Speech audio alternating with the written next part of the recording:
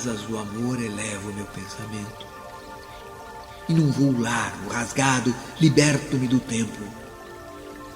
Sou anjo, sou mago, sou imagem do Criador, fazendo milagres sagrados, em nome do grande amor. Muito bem. Hoje nós vamos abordar um assunto que está muito além da razão, muito além até mesmo da mais sutil percepção humana e que, portanto, requer muito cuidado e boa vontade. Baseia-se nos mesmos conhecimentos e princípios que nos levaram à criação do curso O Corpo Cristalino de Luz. Que fique bem claro o seguinte: o material teórico deste curso é o mais razoável que, no momento, podemos apresentar para que possamos pensar com alguma lógica e para podermos assentar a nossa mente. Se amanhã surgir uma nova teoria, mais completa, que ultrapasse ou mesmo que negue a apresentada neste curso, por favor, não desconsidere os treinamentos nele contidos, pois eles funcionam de forma independente dos conceitos teóricos que supostamente os mantêm. Se isto ocorrer, apenas ajustem os treinamentos à nova teoria e continuem praticando. Muito bem, feitas estas primeiras observações, vamos ao que nos interessa. Originalmente, nós fomos criados num plano altíssimo e por um processo de instabilidade nós viemos caindo de plano em plano até chegar a este em que estamos habituados, o chamado tempo-espaço. Existem outros inferiores a este, os planos ínferos, os infernos, como os antigos os chamavam. A grosso modo, dizem os estudiosos que, de acordo com suas características, estes múltiplos planos dividem-se em 4 setores: os planos divinais, os planos monádicos, os planos conscienciais e os planos ínferos, todos logicamente divididos em subplanos. Neste momento em que estamos de nossa evolução, estamos vivenciando e experimentando os planos conscienciais. Existem discussões teóricas sobre as quantidades de planos e de subplanos. Nós aqui estamos propondo 4. Porém, existem aqueles estudiosos que falam em 7 planos e outros até em 12. Porém, trata-se de uma discussão estéril, que nada tem de prático. O que nos adianta, nesse estado de evolução que nos encontramos, saber se o plano divinal divide-se em 4, 7 ou 12 subplanos, se nós não temos a menor possibilidade de entrar em sintonia com eles? Muito bem.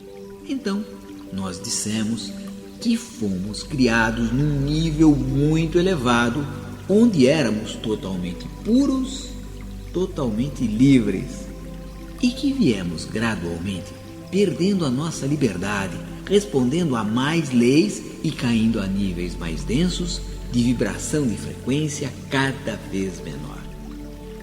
Para podermos suportar as pressões e termos a possibilidade de nos manifestar nestes planos inferiores, da mesma maneira como acontece com os escafandristas, foi necessário irmos nos revestindo de sucessivos corpos cada vez mais grosseiros, cada vez mais densos.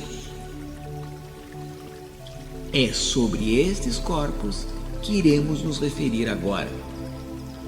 Por praticidade, vamos nos concentrar apenas nos corpos necessários para podermos nos manifestar no plano consciencial, aquele que corresponde ao estado evolutivo em que nos encontramos. Para poder se manifestar neste plano tempo-espaço, precisamos de 7 corpos: físico, bioenergético, também conhecido como etérico ou duplo etérico, astral, ou emocional, mental, causal, búdico e átmico.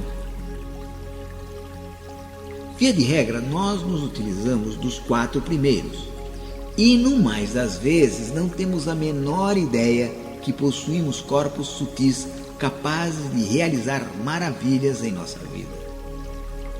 Muitos ocultistas representam esquematicamente a distribuição destes corpos segundo um gráfico que tem a forma similar ao de uma casa.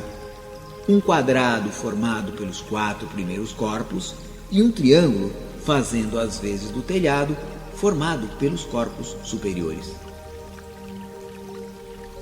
Todos os vários corpos do homem devem ser vistos como revestimentos ou veículos que permitem ao ego o funcionamento em certas regiões definidas através do universo em suas várias dimensões e planos. Durante a vida física, o corpo físico, o duplo etérico e o corpo astral mantêm-se unidos pelo princípio vital ou prana. É a energia vital. Os corpos formam ao redor do corpo físico o que se denomina aura, pois o ultrapassam. Quanto maior for o desenvolvimento espiritual do indivíduo, maior a sua aura. Mas, agora, convém conversarmos um pouco mais sobre eles. Vamos detalhá-los um pouco.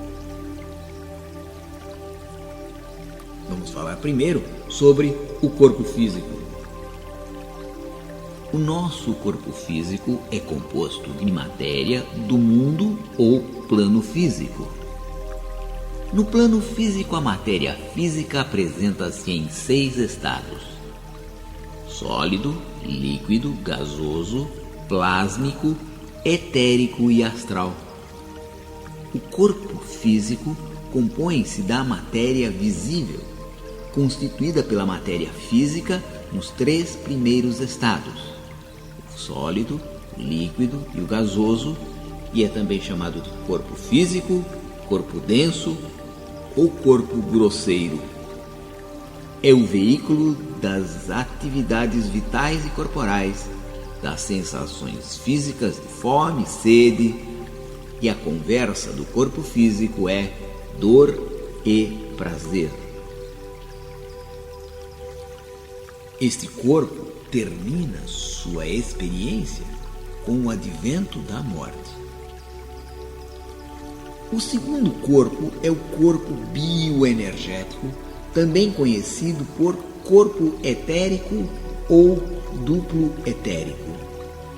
É a parte invisível constituída por matéria física no estado etéreo. Ainda está no plano físico, ainda é composto de matéria, só que em nível de partículas de matéria. O duplo etérico molda-se célula a célula, órgão a órgão ao corpo físico, confundindo-se intimamente com este e ultrapassando-o ligeiramente. É aquela luminosidade que se vê ao redor dos corpos quando se olha com vista um pouco desfocada e sob certas condições de luz. A substância etérica, da qual se compõe o duplo, é extremamente móvel, porém apresenta vórtices ou chakras, que são centros de energia e pontos de ligação com os corpos superiores. A função do duplo etérico é absorver a energia solar, ou seja, a vitalidade universal, chamada pelos hindus de prana ou jiva, especializando-a e distribuindo-a pelo corpo físico e servindo também de união entre este e o corpo astral. O corpo bioenergético transmite ao corpo astral a consciência dos contatos sensoriais físicos, permitindo a descida ao cérebro físico, ao sistema nervoso e ao sistema endócrino da consciência do nível astral e dos níveis que lhes são superiores. O terceiro corpo é o astral. Existe uma matéria ainda mais tênue do que a etérica, é a matéria astral. O corpo astral tem a forma similar ao corpo físico denso e ao duplo etérico, ultrapassando, como bioenergético, ligeiramente. Ele fica um pouco além do corpo bioenergético. Ele é o veículo dos desejos, das emoções, das paixões, desde as mais baixas até as mais elevadas. Quando o corpo astral é visível aos clarividentes, a sua forma e as suas cores são variáveis, dependendo muito do possuidor. As pessoas comuns, cujos sentimentos e desejos são tão variáveis como as suas consciências, a sua forma está sempre mudando de padrão de acordo com o estado de espírito do momento e é influenciado por aquilo que acontece no mundo externo. Porém, em pessoas mais espiritualizadas, a sua forma é mais estável, a sua cor adquire a cor pérola, como a luz da lua quando se projeta sobre as águas tranquilas de um lago. Pois bem, é com este corpo que a consciência se projeta para além do corpo físico, realizando a chamada viagem astral. Compreendemos assim que o corpo astral é um canal pelo qual podem fluir o mais puro e intenso amor e as mais elevadas emoções que caracterizam as almas mais adiantadas. Pode-se efetuar treinamentos para a realização de viagens astrais, isto é, projeções do corpo astral além do físico, e nós, aqui no Imagic, temos vários cursos que tratam desta matéria, projeção astral.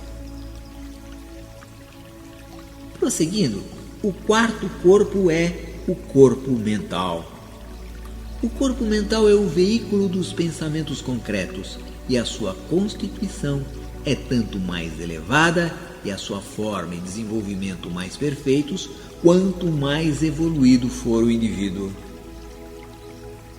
O corpo mental não tem uma forma definida, é uma massa ovoide que interpenetra e ultrapassa os corpos astral e físico e apresenta no seu centro um núcleo mais denso, semelhante ao corpo físico.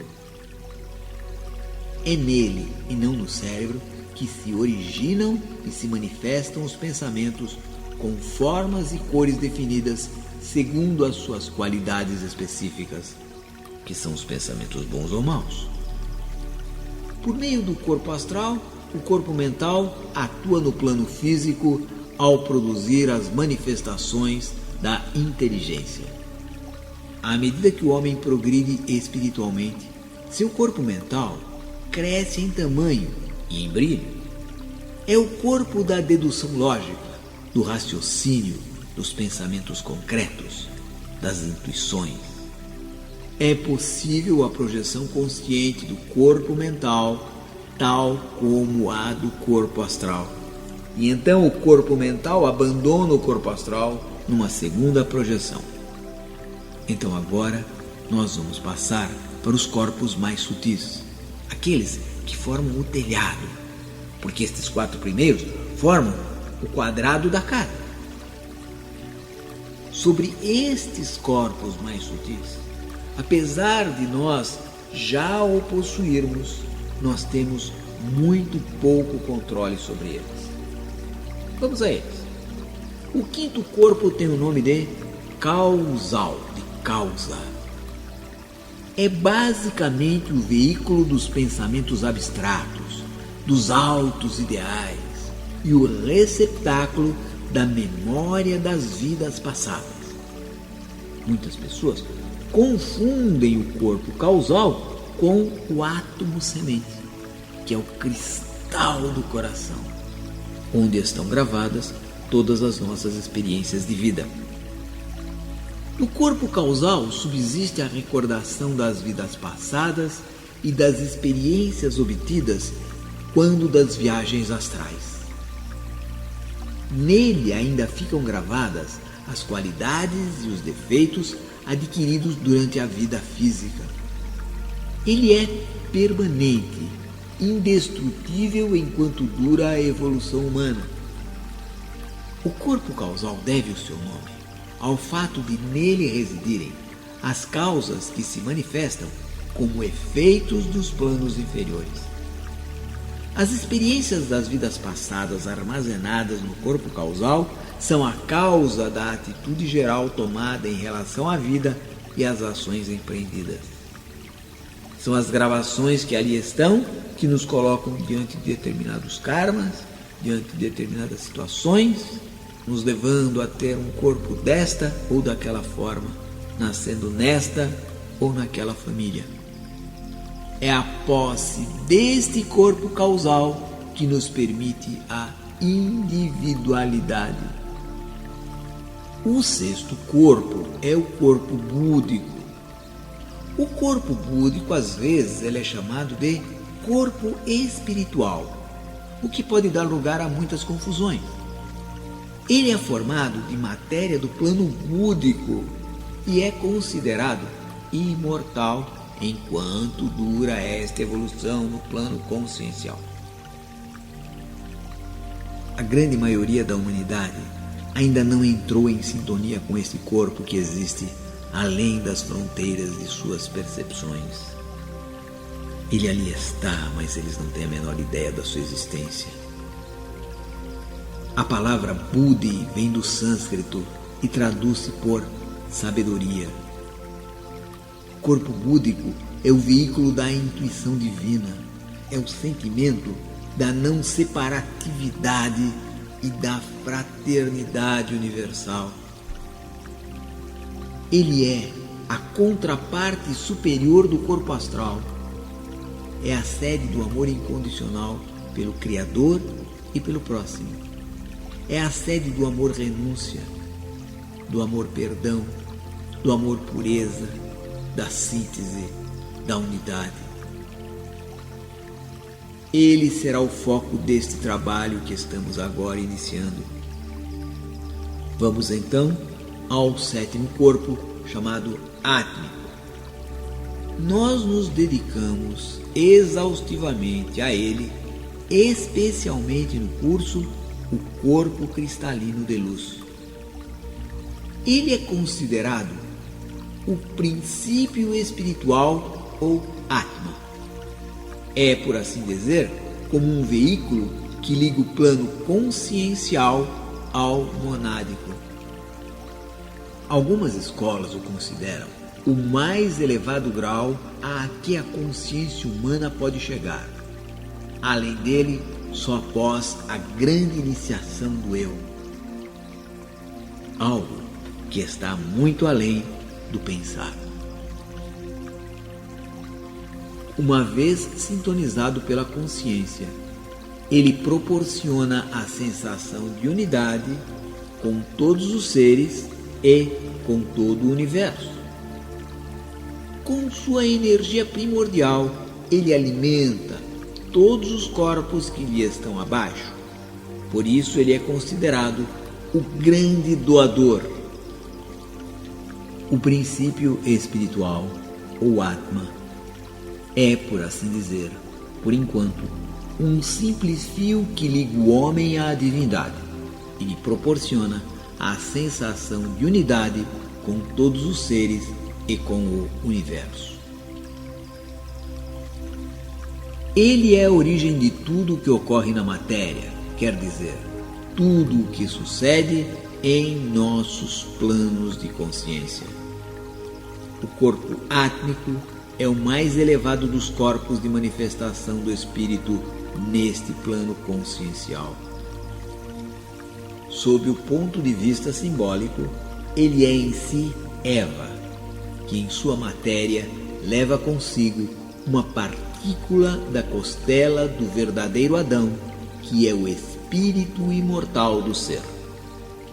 Ele é o começo da existência, porém, ele não é o ser propriamente dito e nós não somos ele, nós o usamos.